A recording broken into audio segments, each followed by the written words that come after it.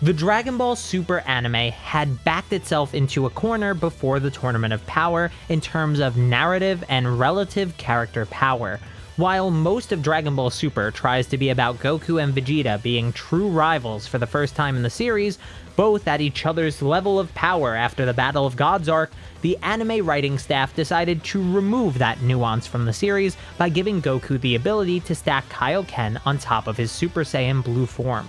As if that wasn't enough, they allowed him to multiply it up to 10 times, making the power gap between Goku and Vegeta a seemingly permanent one. To rectify this, they first made Goku seem idiotic by not using the Kaioken at all in the future Trunks arc except for once against Merge Zamasu. When they realized that was equally poor in terms of writing quality, they decided to power up Vegeta instead by giving him the Super Saiyan Blue evolution form in the Tournament of Power, and later confirmed it to be equal to Goku's Kaioken x 20 Super Saiyan Blue. This leaves me with an interesting question though. What if this fix came earlier? What if Vegeta unlocks Super Saiyan Blue evolution in the future Trunks arc? Before we dive deeper into that, make sure you like and subscribe if you want more Dragon Ball content. Also, just so you know, there will be a new video premiering on the second channel right after this video, so make sure you check that out as well. To start, we have to think about when Vegeta would get this limit-breaking form.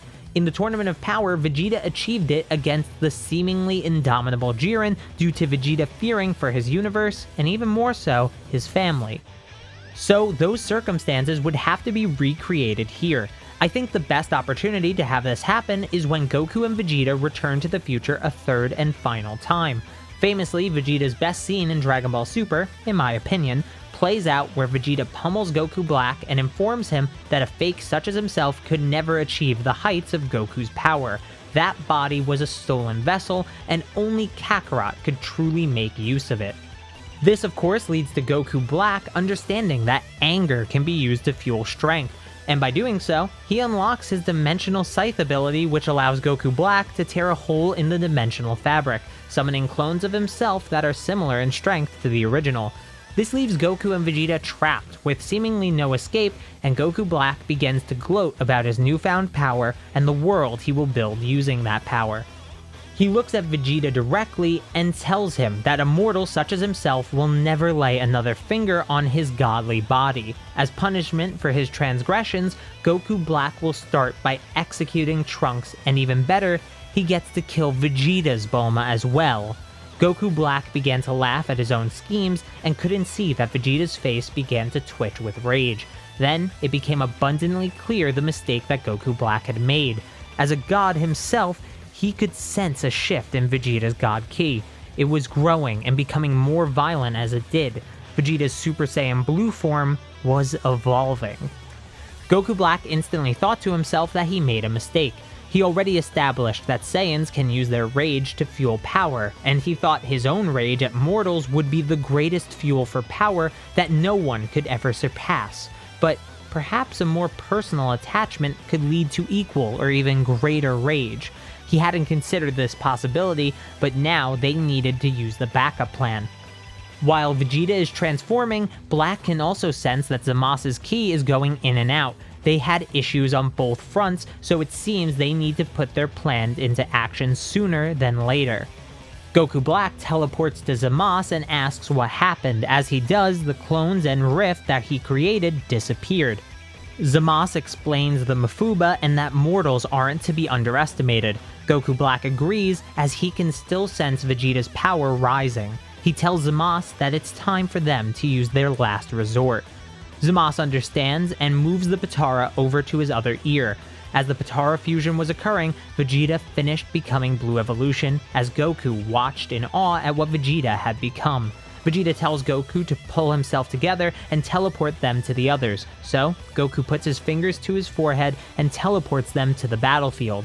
They arrive just in time to see the merging of Zamasu and Goku Black be completed.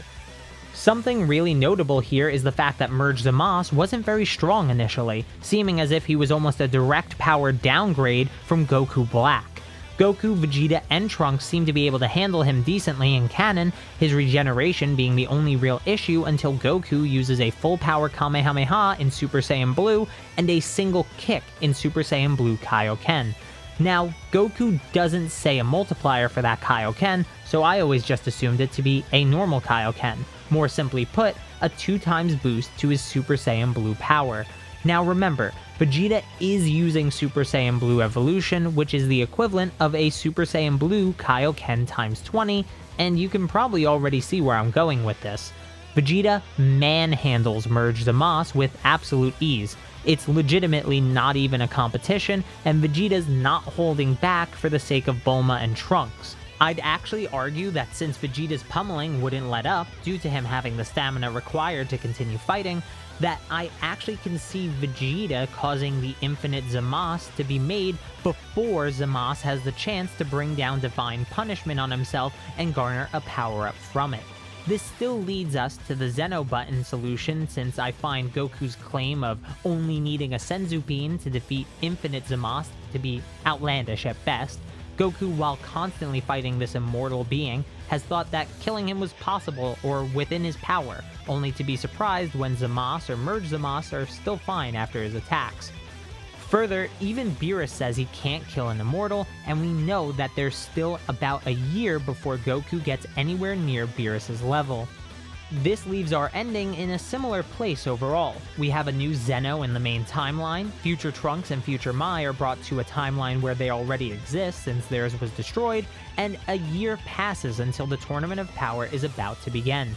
During this time, Goku has trained up his ability to use Kaioken to the point that he can use Kaioken times 20 stacked on top of Super Saiyan Blue without any real issues.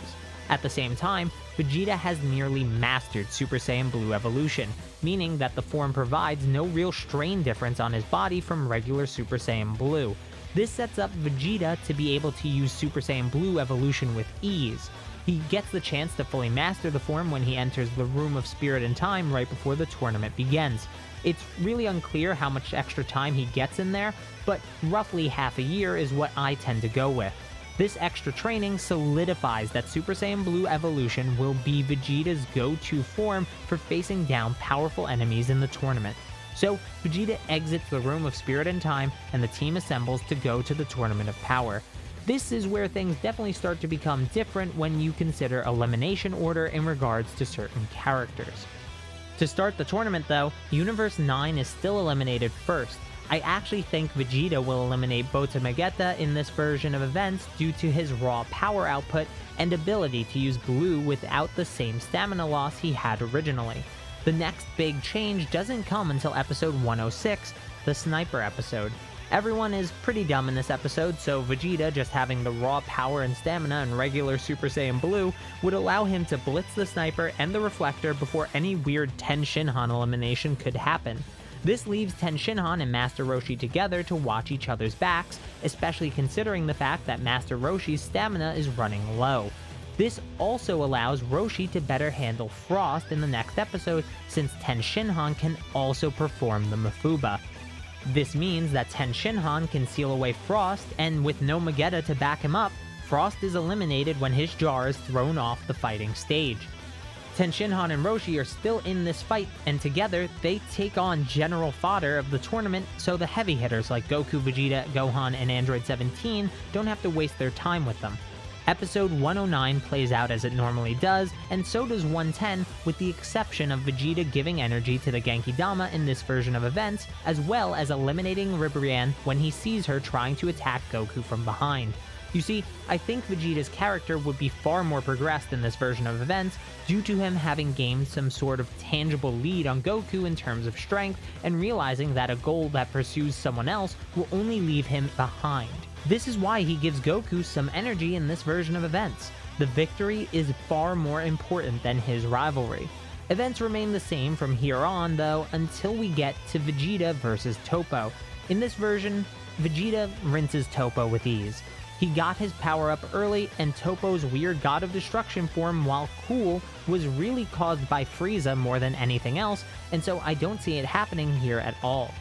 Vegeta is still interested in Ultra Instinct as the tournament progresses though, so he still has the same fight with Kato Pessera, eventually leading him to eliminating the Universe 3 warrior due to sheer aggravation at being unable to tap into Ultra Instinct. This obviously leads to the invisible fighters of Universe 4, but with Roshi around for guidance and Ten Shinhan around for sensing capability, the two are eliminated. Roshi actually stops Piccolo from being eliminated by the Bug Fighter and tells Piccolo that he should be better at using his ears than some old hermit. It seems that over-reliance on ki sensing can dull your other senses, and Piccolo learned a valuable lesson on this day. Android 18 isn't eliminated in the fight against Aniraza due to sheer quantity of fighters and Piccolo's extending arms being used to save Android 17. Other than the sheer quantity of fighters that they have, nothing really changes from this point until it's Vegeta's turn to fight Jiren, which still ends badly for the Saiyan Prince as Super Saiyan Blue evolution just isn't enough to take down Jiren. This leads to Goku and Vegeta fighting Jiren together for the time being, while the others focus their attention on Dispo. By combining Frieza's laser cage with Roshi's Thundershock surprise, Dispo is completely frozen in place, allowing the others to fire their most powerful ki attacks and knock off the Universe 11 speedster. Now we're down to most of Universe 7 versus Universe 11's lone warrior Jiren. Despite their best attempts to defeat him, one by one they're knocked off. Roshi, Ten Shinhan, Android 18, and Piccolo are one by one removed from this fight. Eventually, this leads to Goku taking on Jiren again as well, but the punishment from Jiren's attacks reignites Ultra Instinct Omen. Their battle rages on, and from the sidelines, Vegeta, Frieza, Android 17, and Gohan are providing support. Since Jiren struggles to make meaningful contact with this version of Goku, it only makes sense that the others would take this opportunity to attack Jiren from his blind spots, slowly building up damage on him as they do. Jiren eventually releases his full power though, and knocks everyone away to try and focus on finishing Goku. But as he applies further pressure, Goku unlocks the full Ultra Instinct. With this, and the support of the remaining team members of Universe 7, Goku eliminates Jiren, proof that trust overcomes loneliness and raw strength every time. The tournament is won by Universe 7, and Goku gets the wish, so he revives all the universes destroyed in the tournament. Since Frieza wasn't a bigger part in the survival of Universe 7, he goes back to Hell, just like he expected to do in the original version of events as well. Goku's lie can remain, and Beerus doesn't alter that. This of course leaves Broly on Vampa, and we don't know how this will affect the Moreau arc. Only time will tell. A new video will be premiering on my second channel very soon after this video's premiere, so make sure you head over there and check it out if you're interested. Hit like and subscribe on this channel if you want more Dragon Ball content, and thank you so much for watching.